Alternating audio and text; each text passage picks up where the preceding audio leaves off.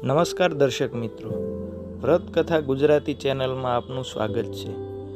અખાત્રીજના દિવસનું મહત્વ અને તે દિવસે કયા શુભ કાર્યો કરવા તેમની આપણે આજે વાત કરીશું.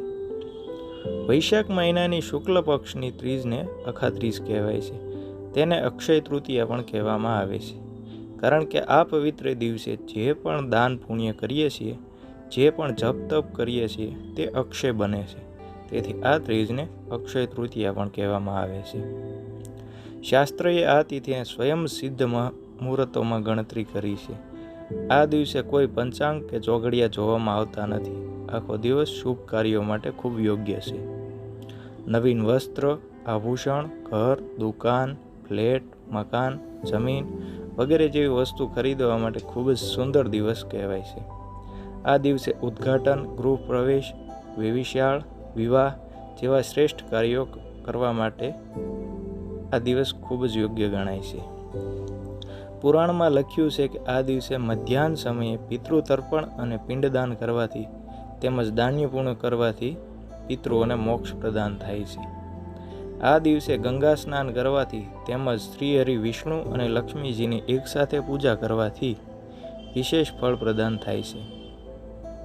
આ દિવસે આપણામાં રહેલા તમામ દુર્ગુણો પ્રભુને સોંપીને તેની પાસેથી સદ્ગુણોની અનમોલ ભેટ અને વરદાન માગવાની પરંપરા છે. કહેવાય છે કે કુબેરજી જ્યારે લક્ષ્મીહીન થઈ ગયા હતા ત્યારે શિવજીએ અખાત્રીજના દિવસે શ્રી વિષ્ણુ તથા લક્ષ્મીજીની ઉપાસના કરવા જણાવ્યું હતું. કુબેરજીએ આ દિવસે વિશેષ ઉપાસના કરીને પુનઃ ધન સંપત્તિ પ્રાપ્ત કરી હતી. તેથી આ દિવસે લક્ષ્મીજીને પ્રસન્ન કરનાર સુવર્ણ ખરીદવાનું મહત્વ છે. આ દિવસે લક્ષ્મીનારાયણની પૂજા સફેદ અથવા પીળા ગુલાબ અને કમળથી કરવામાં આવે છે. ભવિષ્ય પુરાણ અનુસાર આ તિથિની ગણના યુગાદિ તિથિમાં થાય છે. સત્યયુગ અને ત્રેતાયુગનો પ્રારંભ અખાત્રીજથી થયો હતો. નારાયણ અવતાર, પરશુરામજીનો અવતાર આ જ દિવસે થયો હતો. ઉત્તરાખંડમાં બદ્રીનારાયણ મંદિરના દરવાજા આ જ દિવસથી ખુલ્લા મુકાય છે. વૃંદાવનમાં માત્ર આ એક જ દિવસ બાંકે બિહારીના શ્રીવિગ્રહના ચરણ દર્શન થાય છે. આ દિવસે મહાભારત યુદ્ધનો અંત થયો હતો. દ્વાપર યુગનું સમાપન પણ આ જ દિવસે થયું હતું.